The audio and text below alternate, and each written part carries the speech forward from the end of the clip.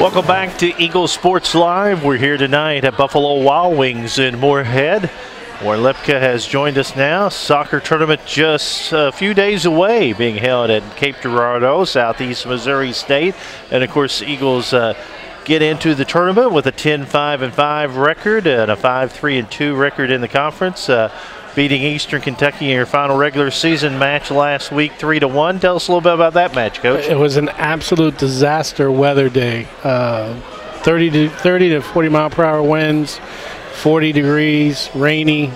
You know, it was just one of those days that you want to get in and get out. And I think that's what our ladies did. They got in there and they did battle and got us the result that got us into the tournament, and we got out of there. Yeah, you know, anytime you play in conditions like that, there are two ways it could go. It could go real bad or it could go good, and you have to be proud of the young ladies that they hung it out and got you a win. Yeah, that was the thing at halftime, and, you know, I think the first half wasn't one of the better halves, and then we talked about the elements and fighting adversity, and everything's not going to come easy. You know, that's not life. You got to fight through things, and you got to deal with things, and let's deal with the weather. Let's get out there and just work hard and win the game. And they really took the heart to it and did it. We scored 2 goals in the second half and won 3-1. You win your last 2 games going into the tournament. As a coach, you always want to get into the tournament on an uptick. You also, at Eastern, won your first road game as you head to the road to Southeast Missouri State in this tournament. Yeah, I think this team kind of changed a little bit of mentality after we played SIU and SEMA that week, and coming back here and play our last home game with EIU. I mean, we scored 5 goals, you know, in the senior day and didn't give up a goal. Then we go down to EKU and get that victory. You know, if you ever looked at in my past and how we've done it, we've always had a little bit of a bump in the road, and usually it's a non-conference. But this year it happened in conference. We made a couple adjustments, and you know, they really responded the last 2 games, and I'm hoping to carry that into this week. Have some outstanding young ladies. We touched about them the last time you were here. Let's just recap for the people who might not have heard you the last time you were on Eagles Sports Live. Tell us a little bit about the mainstays of this Eagles soccer team. Well, I mean, we've got 12 seniors, so there's a lot that we could talk about with these, because all of them, you know, play and that. But, you know, Jade Flory, our strikers, has been, you know, stellar throughout the year. She hasn't had as many goals this year, for one thing, that they've been double and triple teaming her, but she's got 5 assists, which I think is double what she had last year. So she still has an impact up top and things like that. And, you know, I think people that you don't hear much about is like Elizabeth Tresnick and Kelsey Patera in the back. Christy Gomez, who has now switched into our back. You know, and Lindsay Edel, who's been hurt all year long. We finally got her healthy, and she's back in it. So I think these pieces that have come together is what's made a difference in our last 2 weeks. I was trying to look. Jade still leads you in goal scores with 12 and 7 assists. So she's contributing on the other end of that. And, you know, Macy Cobb is an unsung hero up there, and she scored some really important goals in conference play this year too. So, no, we've got a few girls that have 2 or 3 goals, so it's kind of spread it out a little bit. You will play Thursday at 5 p.m. Eastern, 4 p.m. Central against Murray State. Murray State beat you 5-0 in the regular season. Also, Murray State now is guided by your former assistant coach here at Moorhead State. But yeah, in that 5-0 game, you know, I'm not taking anything away from Murray, but everything that could go wrong for us went wrong, and everything went right for them went right. And, you know, you run into those games every once in a while. I think it was also an emotional game for our girls. You know, Jeremy helped me recruit, you know, a lot of these kids and that. And I think it was good that we got the game in and it was over and that. Now, going into this game, I don't think there's any sort of thinking about, oh, this is going to be an emotional game. I mean, now we're going to go in there and beat what we got to be and do what we need to do. We've had some success in tournament play in the Ohio Valley Conference. You know, this is a time of year that the special players come to life, so to say. Yeah, I think we've had a tradition here of coming alive at this time of the year, and we talk about it from starting back in January 15th. That's when we start preparing for next year, and you know, about how we need to be ready to play at this time and the conference play. And I think there's a tradition here that has built on this, and this team is that team that went 2-12 2 years ago, and they've learned to learn how to win. And I think they're ready. After today's training session, they look great. They're ready. They're healthy. They're ready to go at it. Now, how do you handle practice between now and Thursday? Because I know Cape Girardeau's 7-8 hours away on a bus, so you're trying to save a little bit of their legs as you head into today was the hard day. Yeah, today we went after them a bit. We got after them, and tomorrow will be a medium day, and then actually we're going to take off after our practice tomorrow, so because we aren't going to miss any classes tomorrow, miss the same amount of classes on Wednesday, so we're going to take off tomorrow and get there late tomorrow night, so that way we can get a practice session and feel a little bit more fresh. My team, I know my team, and this is what they need to have, and I support that, and we get down there and we'll be ready and fresh, ready to go. We mentioned it the last time you were here, and I think it's a great point. Even though you can't play on the new practice facility because the length and the different dimensions. Mm-hmm. What has that done this year to help you? Just to be able to practice when you want to. Well, most of the fields, our field is a narrow, our stadium field, or where we play in the football, is a narrow field for us. So it's a lot tighter than what our practice field is. But most of the fields we play on is like our practice field. Yeah. So it's actually helped us on the road to have that width in our game. And this SEMO field is a big wide field that's sports turf. So, I mean, we're going to feel comfortable going in playing on the surface. So you play at 5 o'clock on Thursday, Murray and Morehead State, the winner to take on SIUE. Tell us a little bit about the other teams. Who besides Morehead State may be the team to watch? I think every team this year is. If you looked at it went down to the last weekend of the last game to decide who was going to be a champion, who was going to be second, who's going to be third and fourth. And fifth, actually, who went through all those 6. So I think anybody that can string a few games together can have it. And that makes it exciting for the fans and exciting games to come. Well, Warren, good luck on Thursday. Hopefully you'll be playing Thursday, Friday, and Sunday as the championship game is set for Sunday at 2 o'clock Eastern Time. Of course, they can watch all the action on OVC Digital Network. And you can go to msueagles.com to follow the soccer program as they go to the OVC Women's Soccer Championship. Well, I want to be back here on next Monday at BWD talking about the trophy, talking about where we're going to go trophy with you, for the NCAA tournament. That's the plan. All right. Warren Lipka, soccer coach at Morehead State University. We'll come back with more as you are in tune here from Buffalo Wild Wings with Eagle Sports Live. 1, 2, 3, 4, get my shoes and out the door. 5, I'm alive. 6, 7, 8, feeling great. 9, gonna shine, life is good. I'm doing fine. 10, gonna do it right and do it again, yeah. I look into the sky with all the beautiful color, but there's more than just for me, so gonna share it with another. I got to show, to give, let out. I want to sing and shout. Take a look and say, oh, oh, oh, oh, oh, oh, oh, oh, oh, oh, oh, oh. Come on, come on, come on and sing, yeah. Come on, come on, come on and sing.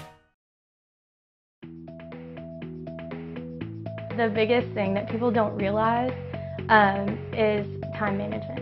Time commitment. Definitely time management. It takes a lot of time management.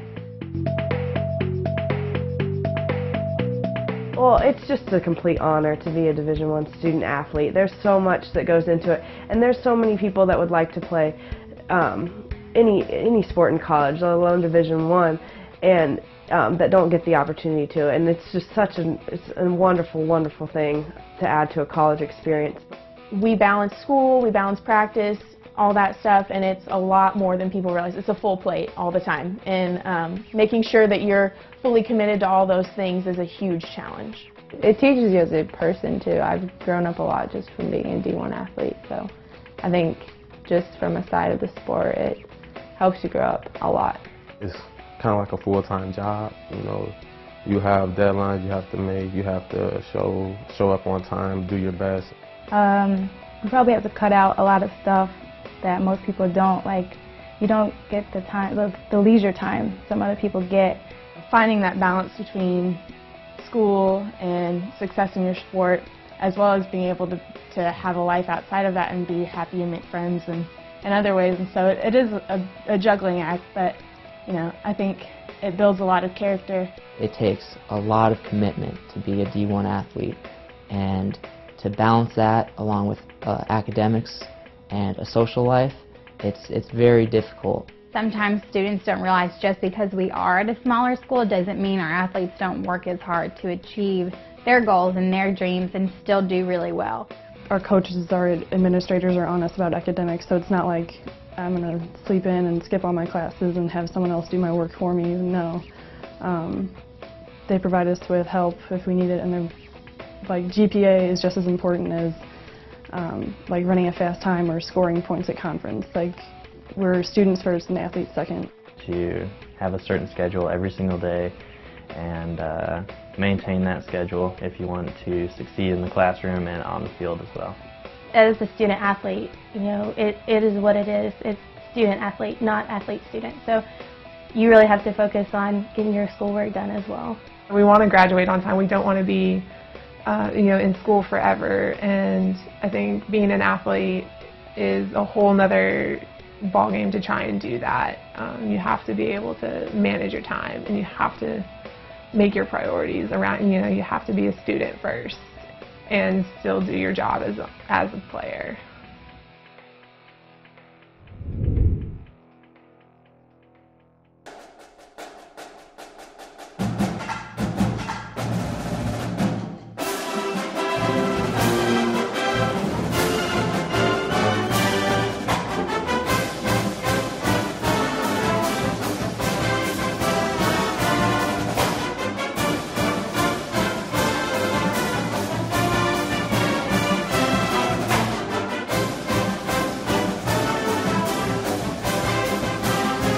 Join the Eagles Saturday, November 15th at 1 p.m. for a salute to the armed services presented by the Kentucky National Guard and KCTCS. Morehead State will recognize the brave men and women of the armed services. That's the Eagles versus Stetson Saturday, November 15th at 1 p.m. It'll also be Senior Day, and Morehead State will recognize the 2014 football seniors.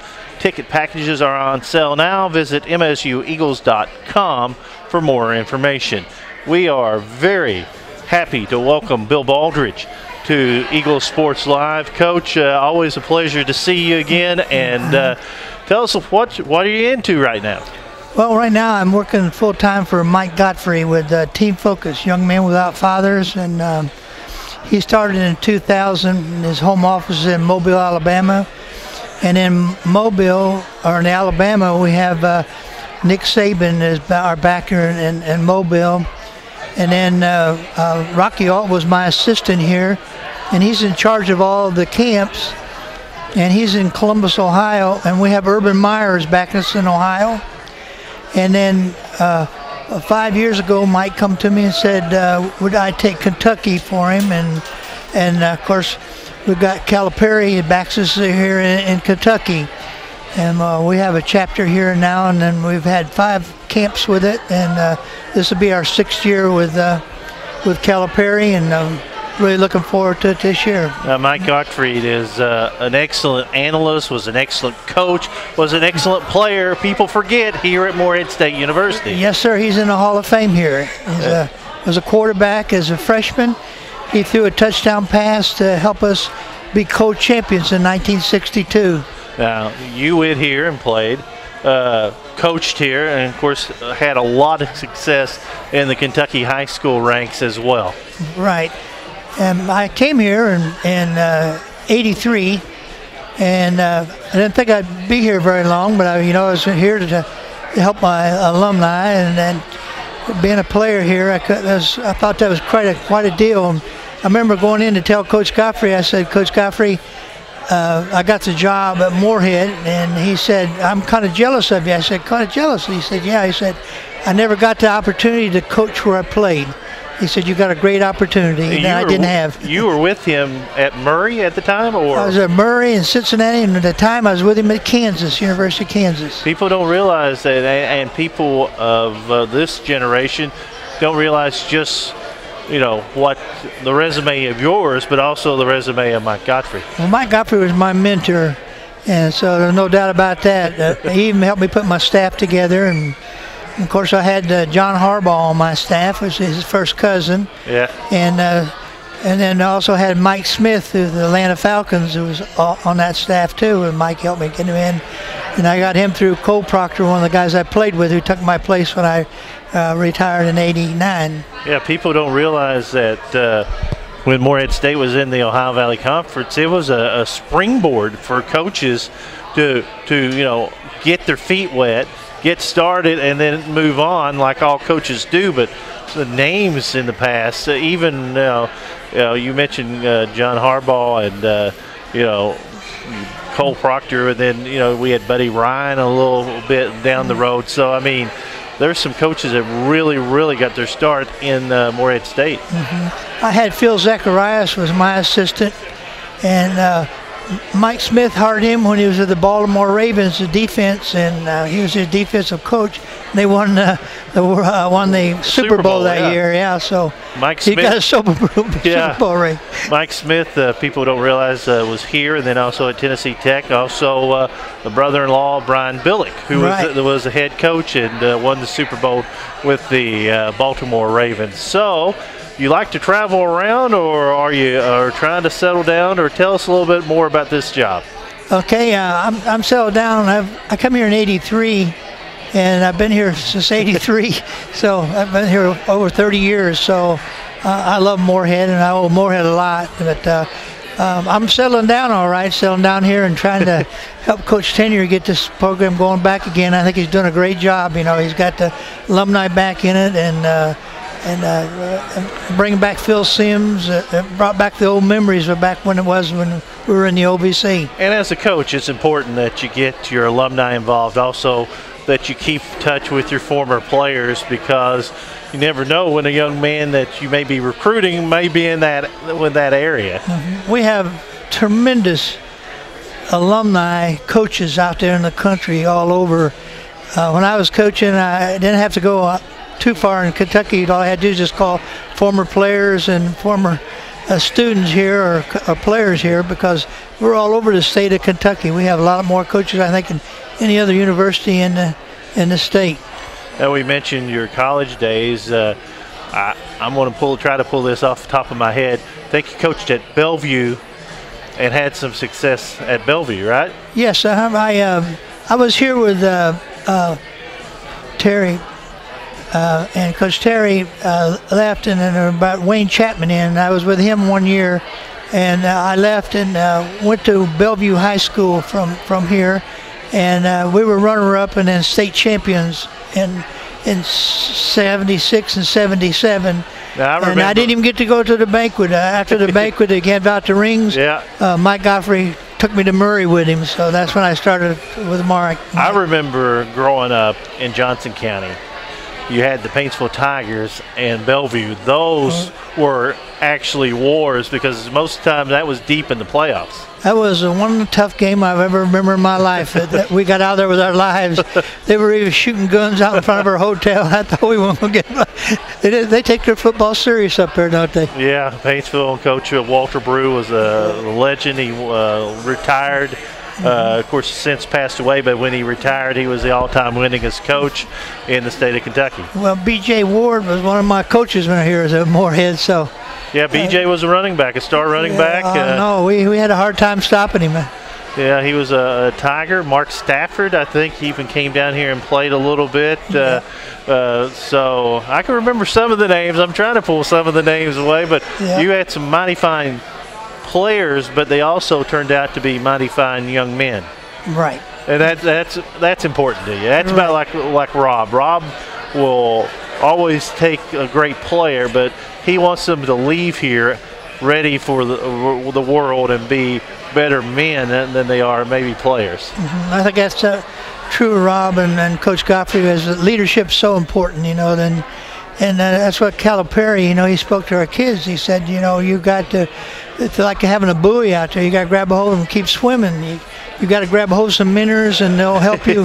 Minnows will help you get to where you want to get, and that's what we tell our players. We try to introduce them to good people and try to, help them out in life, not just be a football player, but to use this as an avenue to get to where you want to go. You mentioned Coach Godfrey, and he's put a lot of his heart and soul into this organization. And, you know, anytime that you can be around Mike is the fact that you can't get anything bad rubbed off on you because he's such a class guy. Then you got Calipari, who's, you know, leading Kentucky basketball, and you mentioned Coach Myers up at Ohio State.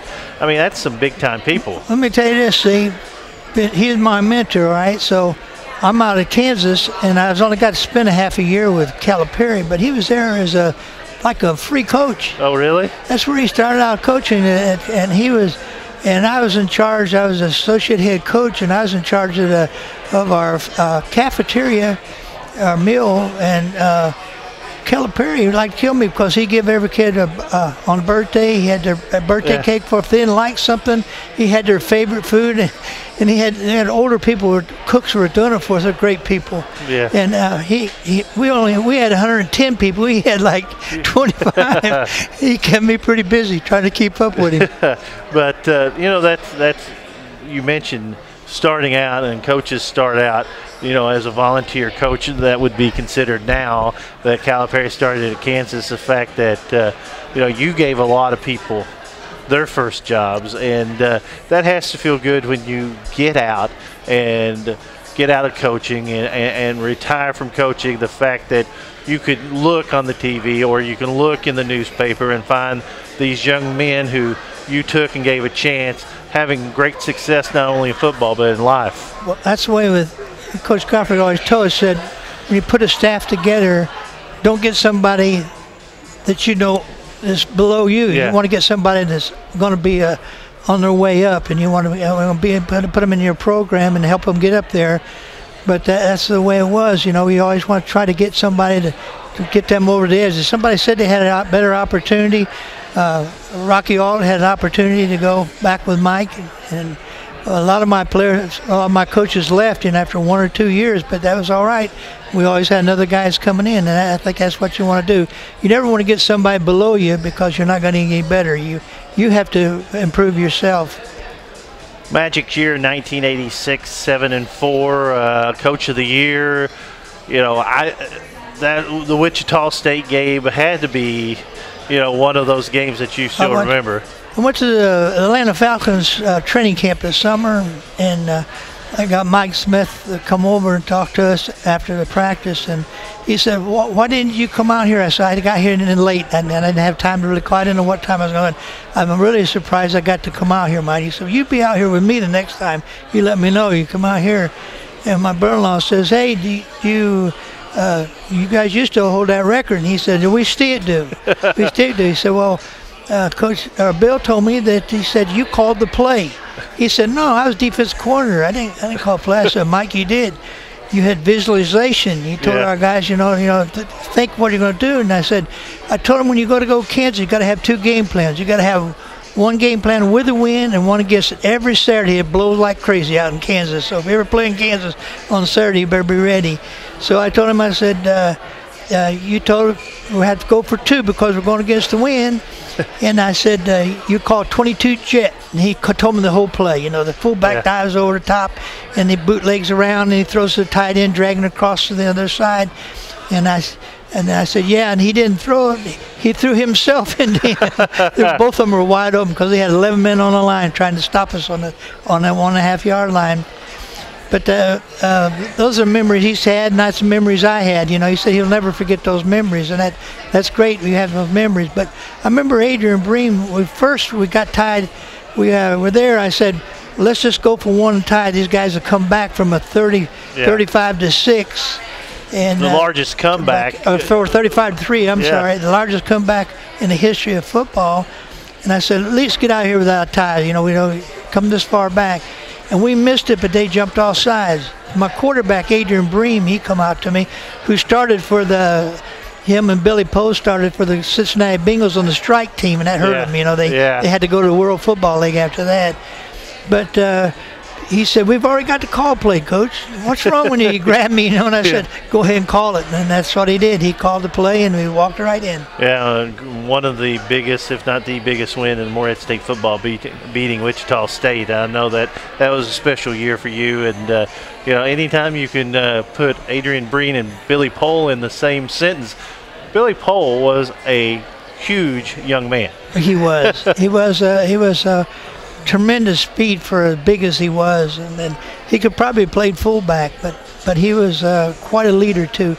I sent all my captains to the ROTC camp in the summer, and they come back as real leaders. I give a lot of credit to Colonel Miller, who was here then. He's moved to Fort Knox. Yeah. But I got to go with him, and that was a great trip. Bill Baldridge is our guest. Bill, anytime you want to come back, come on back. We'll reminisce about Eagle football from the past. Now, if you have to be a mentor, it's not bad to be Rob's mentor. He's not a bad dude. No, he's a great guy, and I'm 100% behind him. I told him I think he's done a tremendous job. And after the comeback the other day, we had 30 kids here for the game from Team Focus, and so that was a good game to bring them to. If they want to get some more information on Team Focus, how would they do that? Just contact me or Daryl Littleton here in town, and we'll be glad to get them in touch with them. And we're on the internet too. TeamFocusUSA.org. So TeamFocusUSA.org, of course, started by former Eagle Mike Godfrey, and Coach Baldridge helping out the young men in the area. Bill, always a pleasure. We appreciate you. I appreciate being here. And I just want to say this. I'm a former football player, and we're trying to get everybody we can, but we're going to get behind Rob, and we're going to turn this thing around. Yep. Bill Baldridge, head coach, former head coach of Morehead State University. We'll come back with more. This is Eagle Sports Live.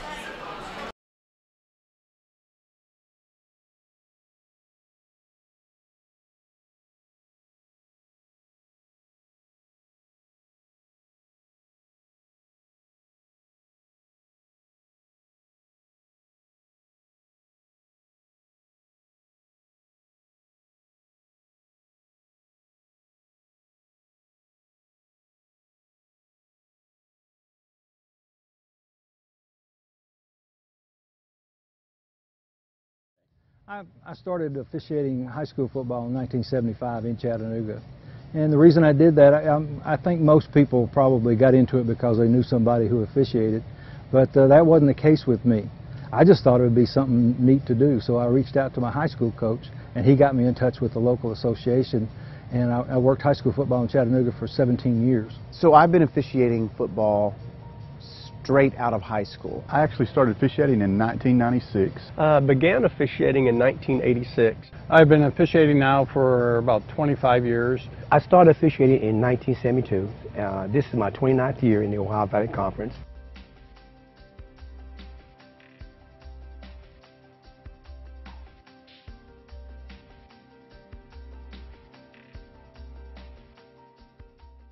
Well, college football is an exciting thing. It's for years and years historically it's brought people together on a Saturday afternoon for tailgating, for fellowship, for things like that, the alumni and things like that. But also, more importantly though, the players. I played football in high school, not in college, but the competition that those young men go through is exciting. It's important to them, and I wanted to remain a part of the game that I enjoyed playing back in high school. And so being an official is a great way to remain part of the game. Like I tell people, I'm so blessed that I still get to have football grass on my feet on Saturday afternoons in the fall. I think that people look at officiating and kind of look at it as, I probably could do that. I mean, everybody likes to be an official when you're watching a game and you can see it, but I think there's something different about actually being on the field, interacting with the players, interacting with the coaches, and interacting with other officials.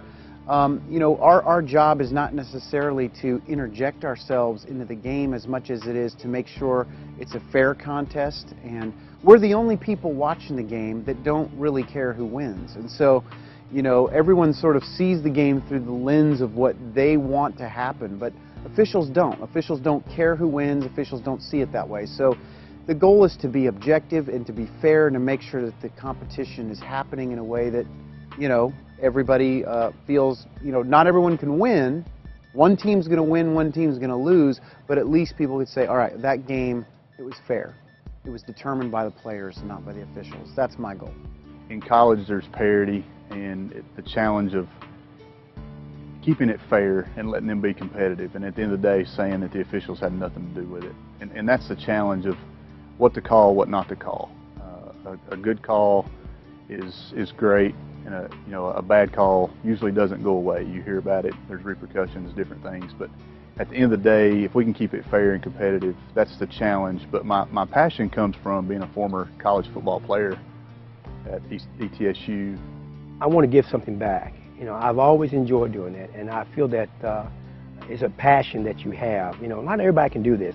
Everybody thinks they can do this, but you have to have that drive that's in you to say, you know, this is something I like doing. And what drove me into this, again, is just my love for sports.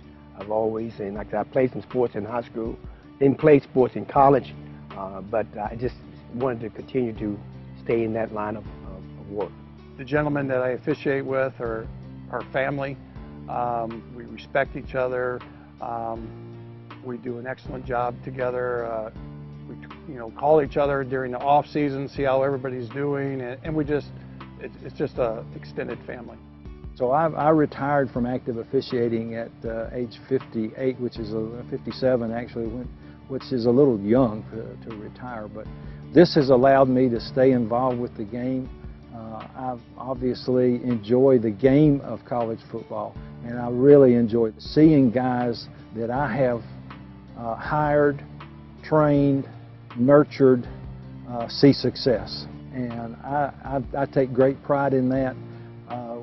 We now have 2 coordinators who are OVC officials, and understand that I take great pride in that too. So seeing the people that I have touched succeed is great for me.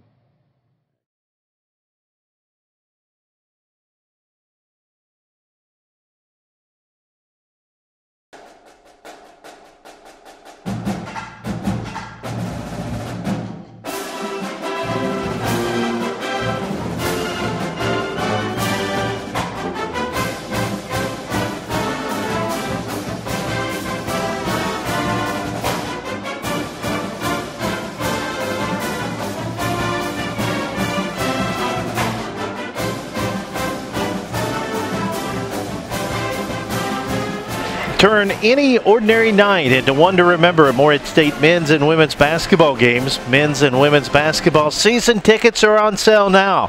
To purchase your season ticket, visit MSUEagles.com or call 606-783-2386. Don't miss an exciting game of men's and women's basketball at Morehead State this season.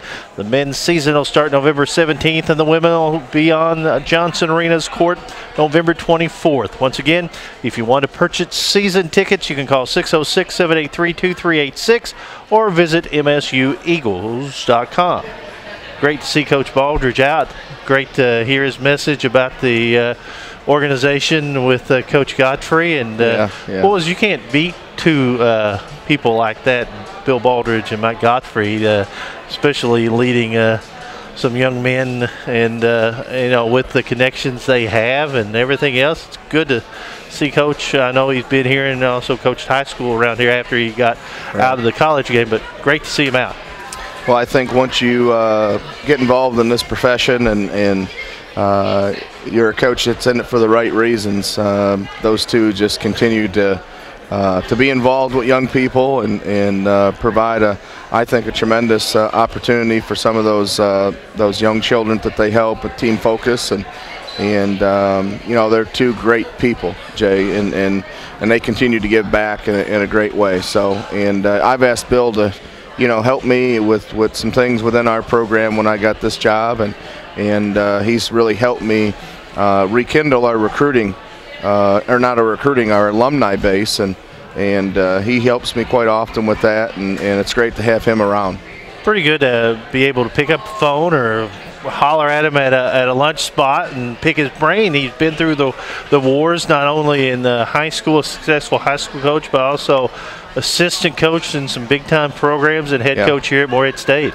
And he likes to pop in on Monday sometimes and come on up in our game plan meetings. And the verbiage has changed a little bit today from then, but he understands the game, and you're right. He's been involved in it for a lot of years, and all different types of levels from high school up to BCS programs as well, and so it's just great to have him around. Yeah, the team focus thing with Coach Godfrey, people forget, as I mentioned, went here to Morehead State.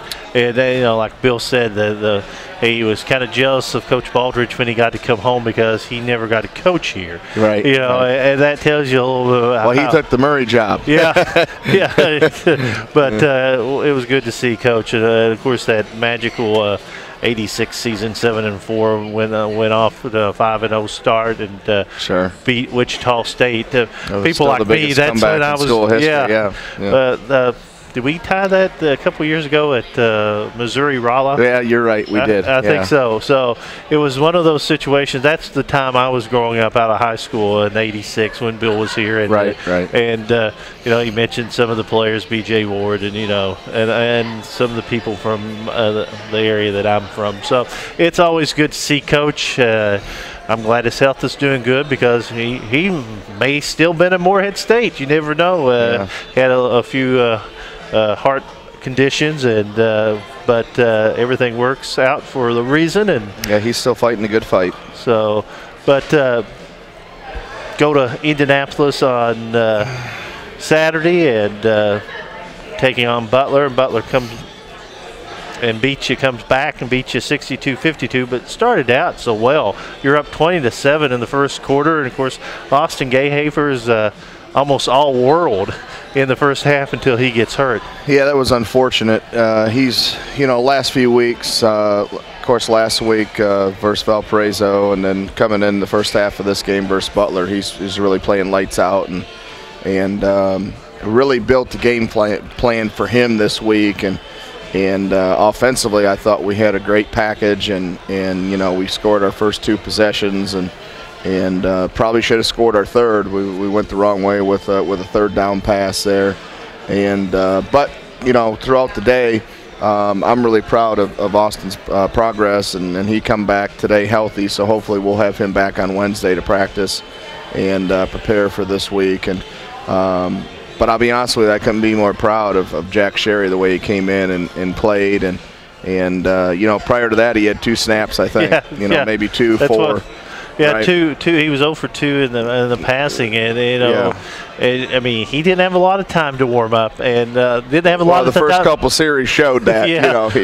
but he did have a lot of time to think, and sometimes maybe that's the best way to do it. Just throw him in and say, Jack, do your best. And Austin had 333 yards. I mean, he probably would have set the school record in passing if he'd have got a complete game. And then Jack comes in and 285, and they both have 3 touchdowns apiece. I mean, even in the loss, the offense kept on clicking. Well, I think that's the culture that we've developed offensively, and really it's a system. And as many reps as we get, during the spring and the preseason, and even during our weekly preparation, all of our quarterbacks get good reps. And of course, everyone's in meetings, and that's the thing I give Jack a lot of credit for. Just the way he's paid attention, and he was ready to kind of jump into that role. And let's face it, we kind of throw him to the wolves there. Tyler didn't practice this week because of an injury, and Jack got most of the reps as the backup, and he went in and played extremely well, and he understands. We made adjustments on the sideline, and he's a very intelligent young man, and he understands the game of football. And the physical things that he lacks, he makes up with his football knowledge and understanding of our schemes. Reese McSher missed the game due to injury, but what can you say about Lawrence Jones? 12 carries, 98 yards, 1 touchdown, 8.2 yards per carry. Young man. Well, they had the big, 55-yard run, and as we've talked about him, the 2 weeks prior, you know, he's really starting to come into his own, and he's a hard worker, and he's a home run threat for us, you know, and that's the longest run from scrimmage I think we've had this year, and he's starting to catch the ball much better out of the backfield for us, and we can utilize him in some of our screen game, and you know, I look forward to watching him the next 3 years. Jake Raymond, 11 catches. It just seems like each week we just keep on talking about how many catches he has, but you know, your quarterbacks have so much to throw to. I mean, you got what, 8 or 9 different receivers, it He's seems the like. silent but deadly guy, Jake. Yes. You know, he said, I think he said almost 30 catches the last 3 games, and right now it just seems, you know, in our preparation and in our game plans offensively, that those are the guys that are finding the open areas, and for us, fortunately, we've got, you know, Jake Raymond and Brandon Bornhauser and Justin Cornwall and, you know, some other guys, and our outside guys, we're deep, you know, and next year we get back Katara Lewis on the outside, so you know, real proud how we're playing. Scored 100 points the last 2 weeks offensively, and played probably good enough to win those games, you know. And that's what we're trying to do on defense right now. We're trying to build a culture and put our guys in a position to be successful. We got a lot of guys that really just don't understand it yet, that are continuing to improve. And unfortunately, it's showing, you know, in the big picture. And you know, it's a process, and reality's kind of set in for me, and I understand it, that, you know, one thing that I do lack is patience, but I do understand that this is a process, and we will continue to build and get better and recruit better, and be better on the defensive side of the ball. I think that you hit a message, pretty good message on Saturday after the game, the fact that, you know, your offense not looking at that defense and getting mad. I know they probably get upset during the game, but the fact is it's still one team trying to work whatever it takes to get the victory. Yeah, and I think the one thing that we lack right now from our offense to our defense is really simply confidence, you know. And let's face it, this offense, if you get an opportunity to play in this offense at this level, it's a lot of fun. No matter what position you play, yeah, Jay. You know, fast break football. Yeah. The old linemen, you know, they love it. You know, so but it allows them to play, go out and have fun, and we try to create that atmosphere offensively, and that's what we're working towards on defense. You know, and obviously, I'm a little disappointed in where we're at, only because I'm very impatient, but. With that being said, I know we've made major improvements at every position on the defensive side of the ball from a year ago. Now, the score don't dictate that, obviously, but I know that from just evaluating and seeing our young men practice and prepare. And, you know, it's got to keep going. It's got to keep going. We got to continue to improve and work hard, and we got to recruit better, and we've got to get deeper on that side of the ball. Well, I told our coaches the other day, on Sunday, I said, you know, we're going to lose some really good players this year on offense. You know, some guys that really meant a lot to our program. Brandon Bornhauser, Cyrus Strom, you know, Reese McShare. I said, but you know what? In the spring, we might be more talented than we are now. Yeah. You know, that's how good we've been recruiting on that side of the ball. And so the defensive side, you know, we go back to year 9 and 10 and 11 in recruiting. We just haven't caught up from there yet. We really have not. And so we're working hard at that, and you know, hopefully we can get to that point within the next few years. Well, it'd be different too if they quit on you, but your young man, you know, they're trying, and you know, what do we say, 5 plays, you know, 3 to 5 plays a game. If you change that, you know, we're our heads above water. Mm-hmm. And again, it's a confidence thing. It's a demeanor. You know, offensively, our players want the football as much as they can. We ran 98 plays, you know, and we really could have scored 80 points, you know, if we would have executed just a little bit better. And but the point is obviously we're continuing to get better. I was disappointed in the outcome of the game. I felt it was a game that I anticipated that we would win. Now I anticipate we're going to win every week. Don't get me wrong, but you know, I think our players felt good about it. We had a great week of preparation. We practiced well, and we knew what we were going to get. And so, it's disappointing, but at the same time, I really like our team. I like that they're coming to work every day. They're working hard. And, of course, I think they're doing what they need to be doing in the classroom as well, which is just as important. Little different week in a way because you go out to the West Coast and San Diego. A little different trip, but San Diego is always one of the teams battling for a PFL championship. Well, and we can play a little bit of the spoiler role this year, and they're right in the thick of things. And you know, my motivation obviously is simple as this: is we're in a position to do something that no team has done here before, and that's go out there and find a way to beat San Diego. And we've never beaten them home or away, so it would be a great stepping stone for us. And knowing that we get to come back for another home game, our senior day, and then go down and play Charlotte to finish the season. So. But this game is the most important just because it's the next, and I'm looking forward. We had a great day of preparation today, and looking forward to getting on the field tomorrow and working hard. Is it any different since you do have the flight out? I mean, I know Fridays usually you travel. If you're traveling on a bus, you go halfway. We can't land the plane halfway, but well, I guess we could. You're the man in charge, but you get out Not really. there. You get out there and you get your practice under your belt. Well, you know, in the past, what we've had to do is you know, get up at 3, 4 in the morning and get to Louisville or Cincinnati, and so I think Friday, you know, used to be the rough day, you know, and then getting up and playing a game the next day in the afternoon or even in the evening. So, you know, going chartering the flight and getting out there at a decent time. And the one thing we're going to do a little differently this year is we're going to bump all of our practices and meetings and everything earlier so we can get to the rooms a little earlier and try and get some rest and try and make up for the next day. And it'll be great to play a 1 o'clock game, obviously, too. What have you seen on film that you can tell us about San Diego? Good football team, very well coached. You know, they have an identity on both sides of the football, and you know, we've got to prepare for that. What you see is what you're going to get, and we've got to find things to combat that on both sides of the ball. Always very good in the special teams game. So. That's something that we have not performed well in the last few weeks. So we need to spend a little extra time on that and make sure that we can do our job when we're put in that situation.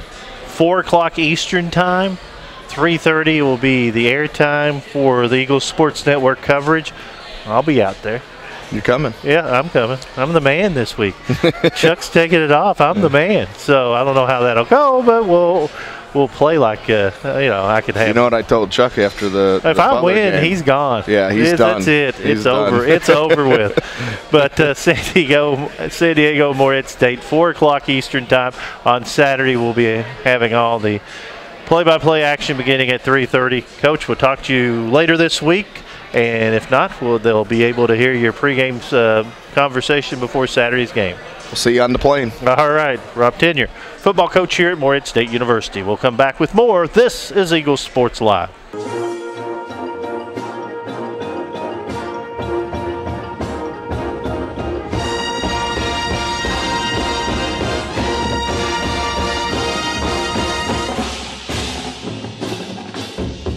Wherever, whenever, cheering for whoever. There's one place to go for free OVC sports, the OVC Digital Network.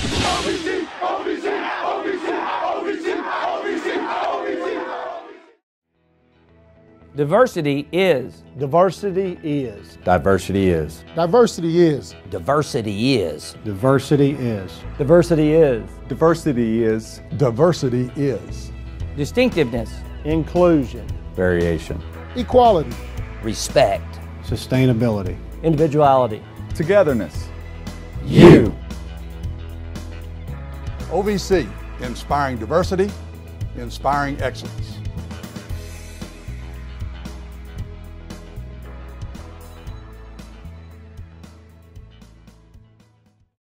Welcome back to Buffalo Wild Wings here in Morehead for Eagles Sports Live. I'd like to remind you, you can join the Eagles Saturday, November 15th at 1 p.m.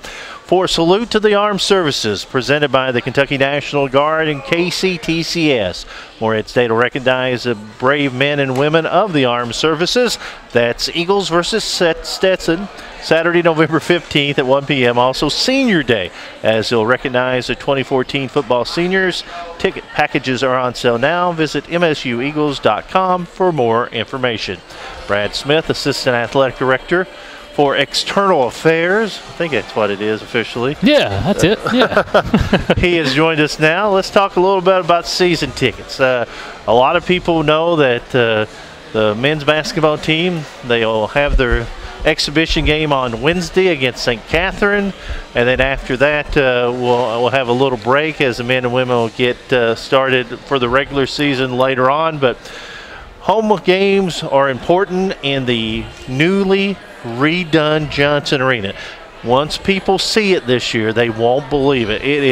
They have taken on a massive overhaul of Johnson Arena, and if somebody can walk in there and tell me it's 31 years old, I can't believe it. Yeah, it's Brian Hutchin, our AD's done a fantastic job with it. The main lobby, as you come in there off of 60, it looks phenomenal, as well as the new chairback seats that are in the lower level. You know, there's a seat there for everyone. They'll even have little cup holders and all that kind of stuff there, which is kind of a newer upgrade. But yeah, we do have season tickets. They're on sale now. We're almost sold out of the chairback seats. Believe it or not, we are. Yeah, and so we've had a good push with that, with the community. When we thank the community for kind of supporting us with that. But there are seats still available. And our bleacher seating, they start at $80, but the chairback seats are $180. And they're comfortable, and we'd love to have you guys come out and fill it up for us. You know, anytime you can, I guess, kind of, a lot of places just put a coat of paint on something. Brian and the university did not. I mean, they took out all the old seats, they put in new seats, as you said, but when you go up to the second level and see the history of Morehead State basketball, the All-Americans, and they have the shot, Harper's shot against University of Louisville several years ago out in Denver, but it is just amazing, and the graphics of Johnson Arena inside the arena. I mean, just the signage, and then of course, you know, a few years ago we've added the big boards, and it just seems like each year it just gets more impressive and more impressive. Yeah, you know, in college basketball, especially at the D1 level, it's an arms race. You've got to catch up with the other guys. You've got to be able to have those amenities out there, and it's good for recruiting as well. It's a great recruiting tool for us, but it's also a great, comfortable area for fans to come in and have a great time and enjoy their night. So the upgrades look phenomenal. If you haven't been in there, I advise you to come out there on Wednesday and check it out for our first exhibition game against St. Catherine's, and then our home opening night is November 17th, so we've got some great promotions planned for that as well. I know that if kids are listening or kids are watching this, they have a chance to really do something special this year. I saw that on the Twitter, the fact that Mr. Gaddy's and Morehead State Athletics giving him a chance to hand the game ball to the officials right before tip-off. Absolutely. We've started something new this year. It's the Gaddy's Pizza Tip-Off Kid. Yeah, if you go to Gaddy's Pizza here in Morehead, or off Main Street there, and sign your child up, we'll have them out on center court. Hand the game ball off to the official. They'll be their name will be in lights up there on the big screen on the video board. So that's something that we're trying to do. Another part of the strategy is to get the families out and kids to kind of come out to our athletic events, and what a better way to do that? Get them front and center on Johnson Arena court. Yeah, people always love I guess the first couple months, the fact that you get used to the new intros that the men and women do. So the men's intro will be kind of unveiled Wednesday when they take on St. Catherine's. It will be. We spent a lot of time with the intro video this year for men and women's basketball. I think it'll be something that you guys really like. The music's upbeat. It'll really sound good in our sound system there in Johnson Arena, as well as our starting lineup videos. There's a lot of energy and colors that'll really pop, and it shows personalities of the players as well. So that's an upgrade too, I think, this year that we're having. But there's tons of other promotions as well that we'll have throughout the season. And very thankful to a lot of our sponsors for stepping up and doing that for us. And of course, the OVC soccer tournament, we'd like to mention that one more time. Murray State, Morehead State coming up on Thursday at 5 o'clock Eastern Time. That's game 1 of the tournament. Go to OVC Digital Network. You can watch all the action of the OVC soccer tournament. And then coming up on the 15th, it's the Salute to the Armed Forces presented by the Kentucky National Guard and KCTCS. Also Senior Day, trying to put it all in a big package, wrap it up in a nice bowl, and have the Senior Day festivities, and also salute the armed services. Yeah, we've had real good crowds this year. This year we had 5. Will be our 5th home game. We'll come up here on November 15th. Last year we had 17. And our ticket numbers and our revenue numbers are up. Our crowds have been up, and this very last home game centered around Salute to Armed Services and Veterans, around Veterans Day. Any current uniform military, their families, and veterans can come to the game for $1, which is a pretty good deal as well. And we'll have some different things out in our tailgate area as well. There'll be a mobile unit there for veterans and anybody that get flu shots. You can do that there as well. The Kentucky National Guard will be there handing out information. KCTCS, if I can spell it out. We'll get out there. We'll be out there as well, handing out information as well. So it'll be a fun event for the entire family. I know you're very proud of the fact that this relationship with the Kentucky National Guard has increased, not only with the Light Up the Lot, but with this, and hopefully they'll join the Eagle family with more of festivities. Yeah, they've been really open to that. They have a lot of different assets and static displays that could come out and really that are promotional and fun for the kids. So it's been a great partnership with those guys, and we certainly appreciate them. Of course, visit MSUEagles.com for more information. Visit MSUEagles.com for ticket information. And still a lot of time, but you better hurry because tickets are going fast. They are going fast. We're not just saying that. They are really going fast in anticipation of the season, where we're looking to have a real good year this year with men and women's basketball. There aren't many blue seats left. The blue seats are the chairback seats, so you need to hurry up and get those as well. You can call us at 606-783-2386, as Jason said. You can also go online as well. But we'd love to have you out to the games. All right, Brad, always a pleasure. Thank you, man. Thank you, Jason. Appreciate you. Brad Smith, Assistant Athletic Director here at Morehead State University. I'd like to thank Warren Lipka, soccer coach. Good luck to the Eagles in the soccer tournament. Former head coach Bill Baldridge, Rob Tenyer, and, of course, Brad Smith will be with you next Monday night here from Buffalo Wild Wings for Eagle Sports Live.